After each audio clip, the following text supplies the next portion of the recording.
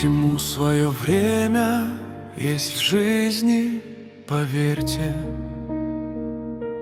Если вам ныне совсем нелегко, все можно исправить еще кроме смерти. Просить надо силу Творца своего. Он знает, когда мы встаем и ложимся.